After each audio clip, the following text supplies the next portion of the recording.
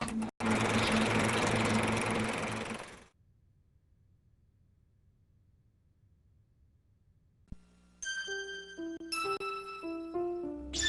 right, folks. Showtime.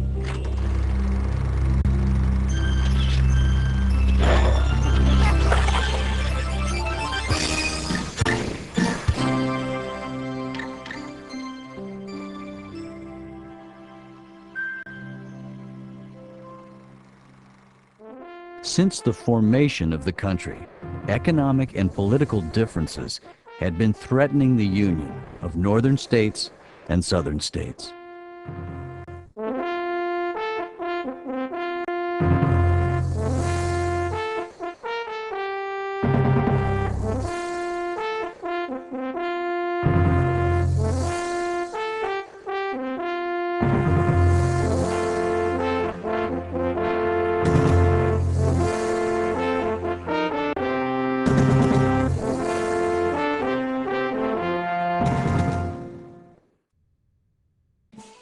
During the 1800s, the United States was becoming a diverse country, and it was growing rapidly. It was a time of great westward expansion. The Louisiana Purchase doubled the size of the United States and opened up vast expanses of land for pioneer settlement. The Lewis and Clark expedition of 1803 blazed a trail to the west coast. This led the way for the pioneers to follow. The pioneers were leaving small farms and crowded cities. They were seeking cheap or free land to call their own. They followed the Oregon Trail and several other trails west. Their journey, by covered wagon, lasted several months. This westward migration became much faster and easier when the railroad connected the east to the west. Many people migrated west, but the greater population remained in the east. In the eastern part of the country, there were growing differences between the northern states and the southern states. These differences were over politics, economics, and the problem of slavery. These issues led to the Civil War. During the 1800s, the Industrial Revolution attracted people from the farms to the city, where they could find work in manufacturing. Most of these jobs were in the north because 80% of the country's factories were located in its large industrial cities. These new workers dramatically increased the population of the north. Northerners controlled most of the railroads in the country. This made it easy for the north to trade goods and crops with the west and with the south. They also built canals to move food and resources into the cities and to ship their manufactured products to markets in other regions.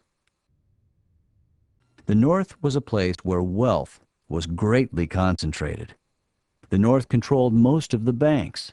This meant that Southerners had to borrow money from Northerners. The Southern states were agricultural.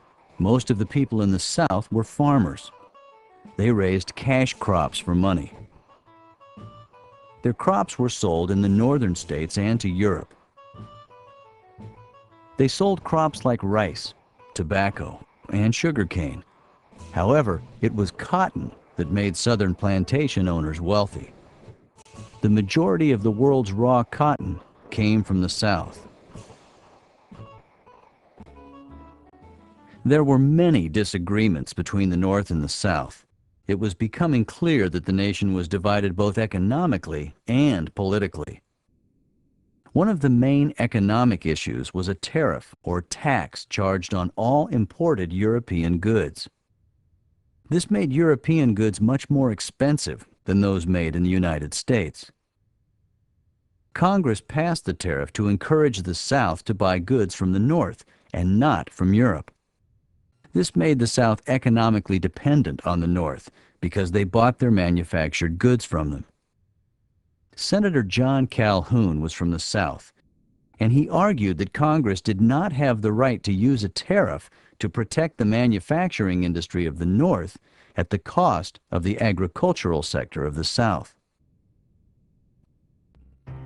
Another economic issue was slavery. Slaves are people who are owned by other people and are forced to do work for them without pay. The South, with its large plantations, had become dependent on the free labor of African slaves. This slave labor allowed some Southern plantation owners to become quite wealthy. The slaves worked the fields and performed household chores. Others learned trades and were hired out, their earnings going to their owners. Many people in the North believed that slavery was wrong.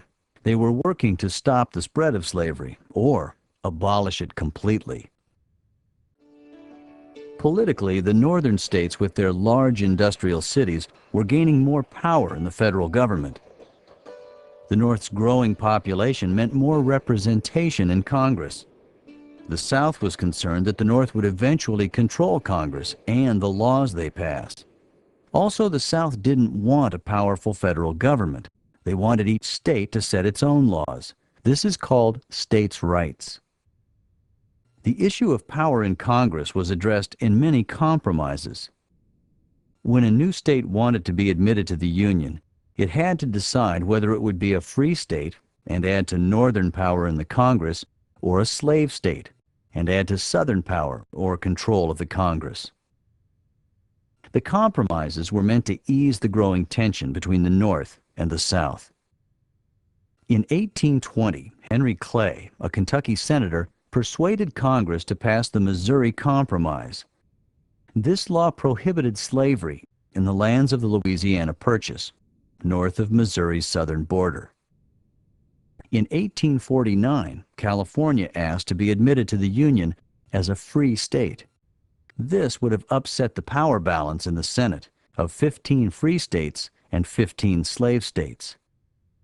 After much debate, a new compromise was adopted. It was called the Compromise of 1850. Under the compromise, California was admitted as a free state. Also, the territories of New Mexico and Utah were given the right to decide if they wanted to be free or slave states. This compromise also gave the South a tougher fugitive slave law. This made it more difficult for slaves that escaped north to stay free. In addition, slave trade was forbidden in the District of Columbia. In 1854, Congress passed the Kansas-Nebraska Act. The Kansas-Nebraska Act gave the people in both territories the power to decide for themselves if they were to become free states or slave states. This led to a great deal of violence, as both Northerners and Southerners fought to gain control of the territories. In 1857, Dred Scott, a slave, argued for his freedom before the Supreme Court. He said he should be free because he and his owner had once lived in free states. The Supreme Court did not give Dred Scott his freedom. They said that he was not a citizen and therefore not allowed to sue in federal courts. In addition, they decided that the Missouri Compromise was unconstitutional and that Congress had no right to exclude slavery from a territory. This decision enraged the people of the North, while Southerners rejoiced. Most Northerners wanted to limit the spread of slavery. Some people wanted slavery abolished. These people were known as abolitionists. In the early 1800s, there were many anti-slavery organizations. The South was angered by these groups. They believed that abolition would destroy their economy. Frederick Douglass was an active abolitionist. He escaped from Southern slavery and went north to live. There he made speeches and wrote articles against slavery. He believed that all people were equal and should be treated equal under the law. Other leading abolitionists were William Lloyd Garrison, who published the newspaper called The Liberator, and Sojourner Truth. She was a former slave who gave speeches on equality and abolition. In 1852, Harriet Beecher Stowe wrote a book called Uncle Tom's Cabin. This book made many people in the United States and Europe aware of the poor treatment of the slaves in the South. All of these abolitionists believed it was wrong to own another human being. Some of the abolitionists established what was called the Underground Railroad. It was not underground, nor was it a railroad. It consisted of groups of people who worked together to secretly escort Southern slaves from the South to freedom in the North. Harriet Tubman, an escaped slave, was a guide or conductor on the Underground Railroad. During the 1850s, she made 19 trips from the South to the North, leading more than 300 people to freedom. One abolitionist, John Brown, had a plan to give guns to slaves so they could fight for their freedom. He and a small group of followers seized a weapons storehouse in Harpers Ferry, Virginia. His plan failed when local militia and federal troops stopped them. Some slaves, such as Nat Turner, started uprisings on their own, but these also failed. The Civil War had many causes. There were the economic issues of tariffs and Northern control of railroads and banks. Political issues of states' rights and who controlled the Congress, and the heated issue of slavery. As the presidential election of 1860 approached, Southerners feared losing control to a Northerner. In 1860, Abraham Lincoln, a Northerner, was elected President of the United States. He believed in a strong central government making laws for the states. This meant the states would have less power than the federal government. He wanted to keep the country united, and he wanted to stop the spread of slavery. This was more than the Southern states could endure, so they began to secede or leave the Union.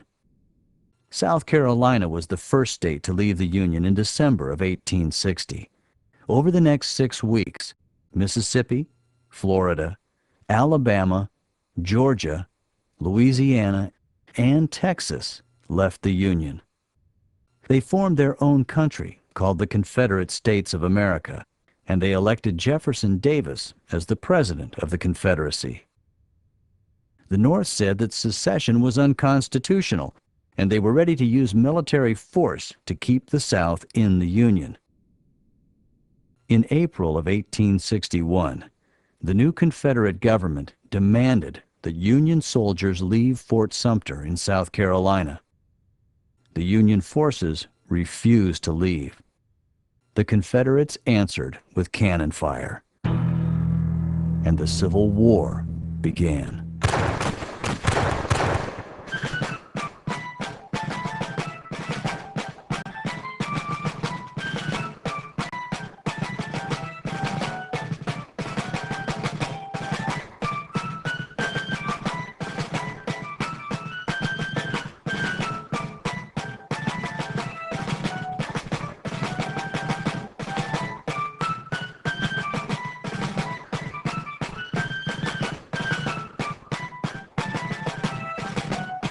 For more great curriculum-coordinated programs, call 1-800-483-3383 or visit us online at schoolvideos.com.